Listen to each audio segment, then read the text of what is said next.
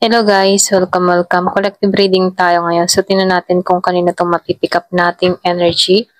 Be open-minded po, hindi po halos lahat makaresonate. Thank you nga po pala sa mga nagsusubscribe, sa mga bumabalik. Maraming pong salamat. Give it a message for collective. Kanino itong mapipick up nating energy.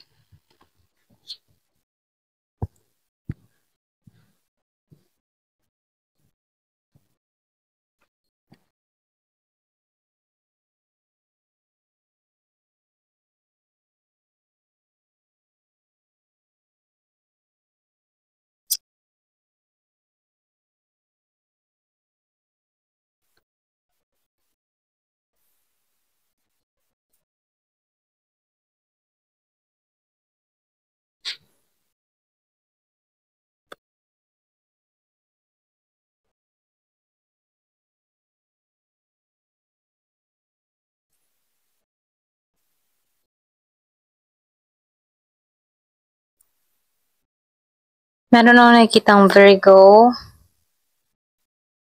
Capricorn, Taurus. Meron din ako nakikita dito na Gemini.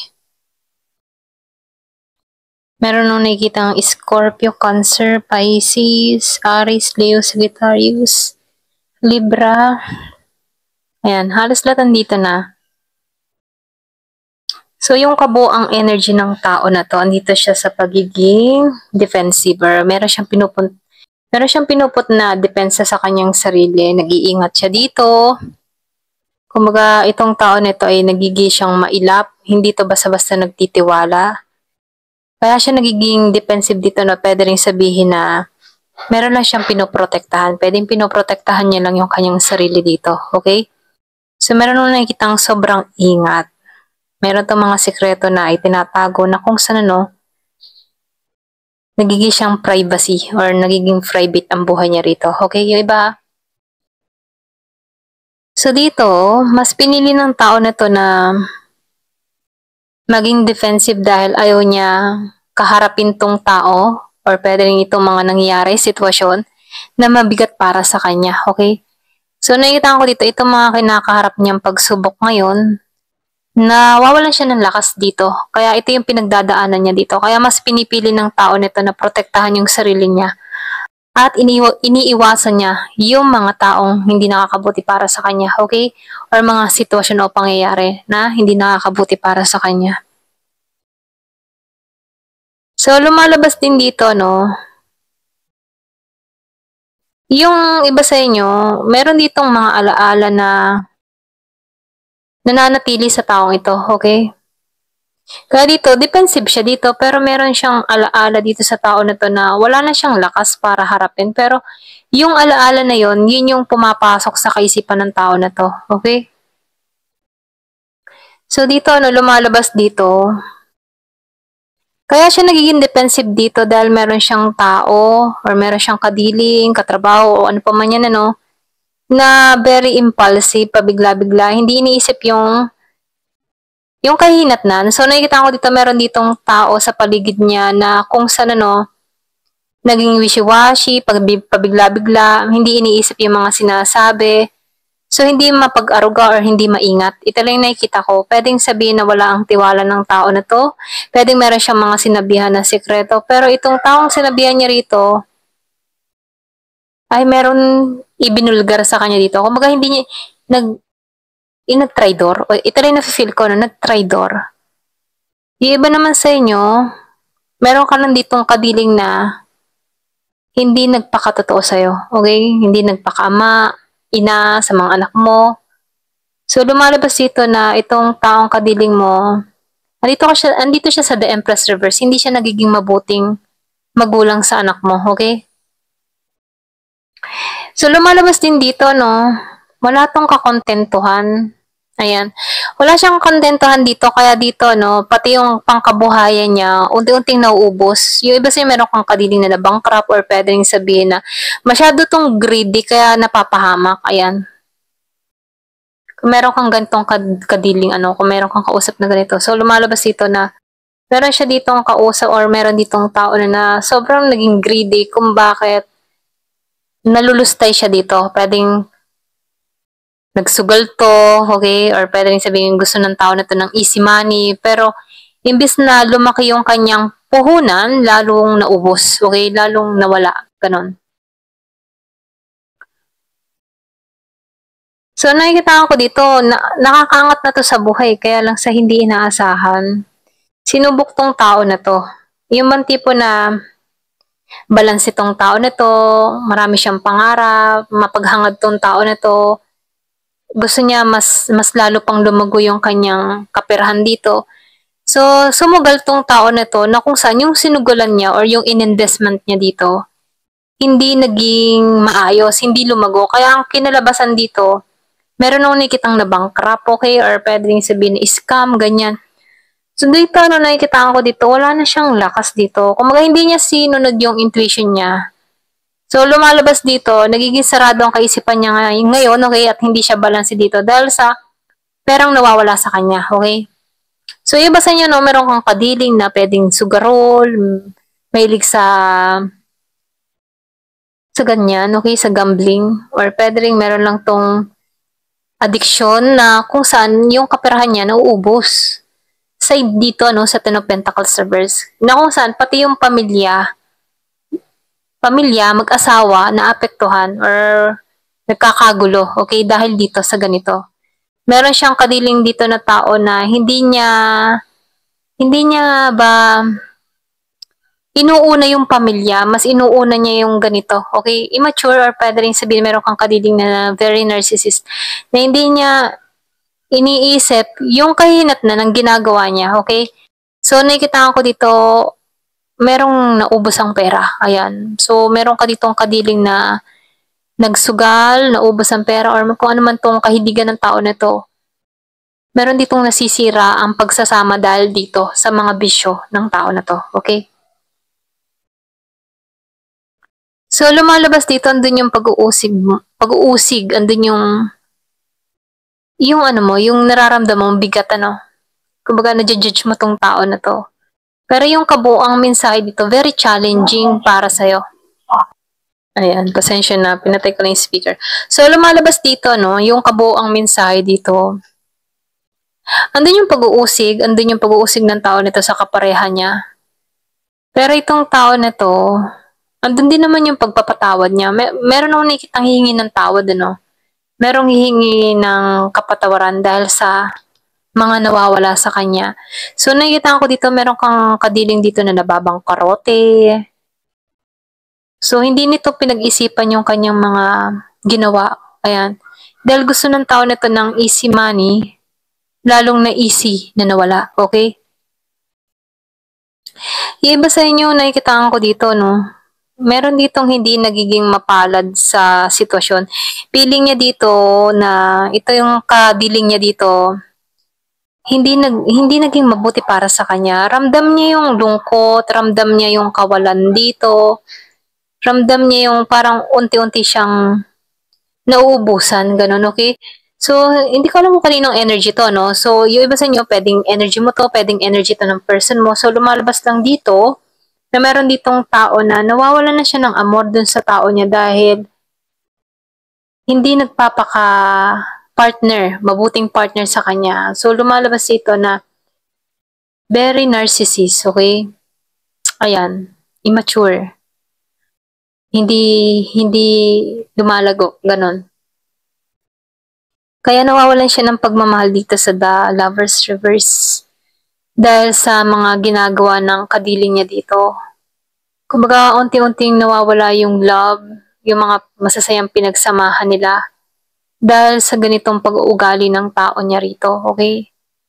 So, dito, lumalabas dito na meron kang kadiling dito na kung saan, ano, nawawalan ka na ng lakas kasi mismo yung kaperahan, okay, nauubos na.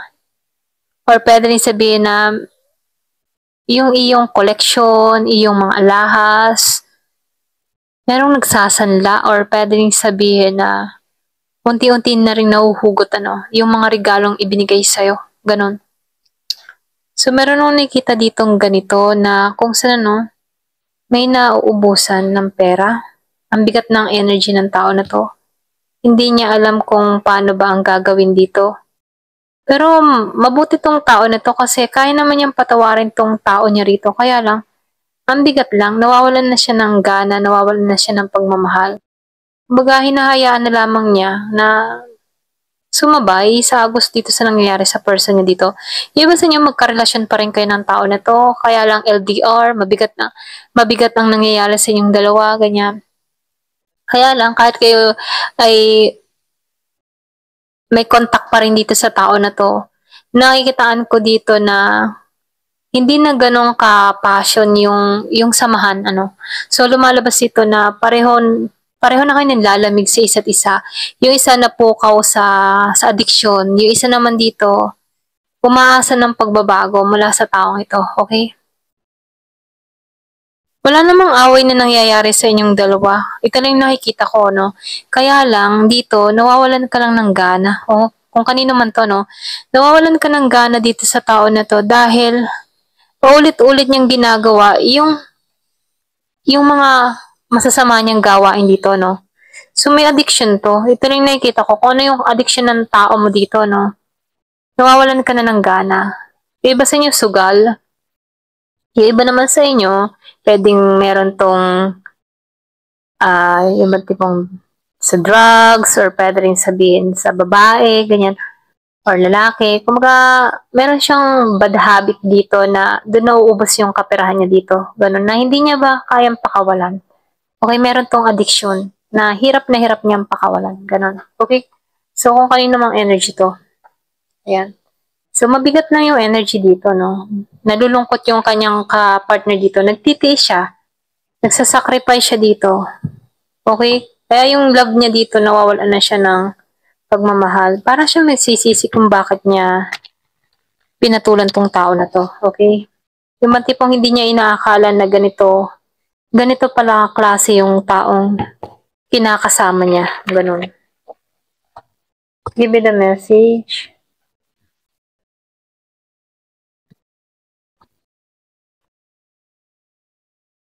So, challenge. Dito ka ngayon sa challenge. So, dito na meron kang mga gustong gawing desisyon. Nandito ka sa moment na gusto mong mag-relax, gusto mong mawala sa isipan tong tao na to, gusto mong maghihilom dito, okay? Kahit may mga pinagdadaanan ka sa tao na to, gusto mo siyang kalimutan, ganon. So, nakikita ko dito, no, meron dito komunikasyon na parating. Pwedeng mag-message to sa'yo. So, lumalabas din dito, no, nakikita ko dito na yung pag-uusap nyo, hindi masyadong klaro. Okay? Merong issue or pwede rin sabihin meron kayo ditong pag-uusapan na kung saan ano, hindi nyo na pagkakasunduan. Ganon. Pero ganun pa naman, ano, swerte ka pa din. So, nasa iyo pa rin ang swerte. So, kahit meron ka mga pinagdadaanan dito, lagi mong sasabihing swerte ka. Okay? Kasi kadikit-dikit mo yung swerte. Yun nga lang, may mga babala, okay? Yung iba sa inyo, kaya babala to, no? Meron kang matutuklasan mula sa tao na to. Meron kang malalaman na informations about dito, no? Na ikabibigla mo. Pwede rin sabihin na ikagagalit mo, ikaiinis mo. So, nakikitaan ko dito, meron kang matutuklasan na kung saan hindi mo ikatutuwa ito. Ganon. So, nafe-feel ko dito, no? Yung iba sa inyo, may pagkilos or pwede rin sabihin meron dito paglipat ng lugar or pwede rin yung iba sa inyo, naglipat ka ng bahay or naglipat ka ng trabaho. So, nakikita ko dito, mayroong action kang ginawa. Mayroong paglipat kang ginawa. Ganon. Excuse me. So, nakikita ko rin dito, yung iba sa inyo, meron kang i-attend na wedding or pwede rin celebration. Meron kang attend na yung bang tipo na celebration, okay? So, nakikita ko dito may kasiyahan ding magaganap dito na kung saan, ano, meron kang pupuntahan na ganito, birthday party, wedding, binyag, ganon, okay? So, nakikita ko dito, meron ka lang, medyo busy ka, ayan. So, dito, ano, ginagabayan ka dito? Meron kang mahal sa buhay na mayapa na nakasubaybay pa rin sa'yo. Pwedeng lolo, lola, tatay, nanay, kapatid, mga ganun, ano, na malapit sa buhay mo, malapit sa'yo, na binabantayan ka. So, meron ditong no. Meron ka ditong katanungan sa sarili mo, no? Or kung meron ka mga katanungan dito, hindi pa ito yung tamang time para sa action na gagawin mo. Or kung meron kang balak, meron kang plano na gustong gawin, ano? Meron na ako nakikita dito, hindi pa ito yung tamang oras, okay? Or kung meron kang iniintay na tao, hindi pa ito yung darating, okay? Yung iba sa inyo, meron kang kadiling na water sign, Gemini, water sign, Cancer, Scorpio, and Pisces. Ayan, pasensya na, no? Kakamali din, tao lang. So, nakikita ko dito, water sign, Cancer, Scorpio, and Pisces. Meron ding fire sign, yung iba sa inyo, meron kang kadiling na Aries, Leo, Sagittarius. So, meron ditong give it time.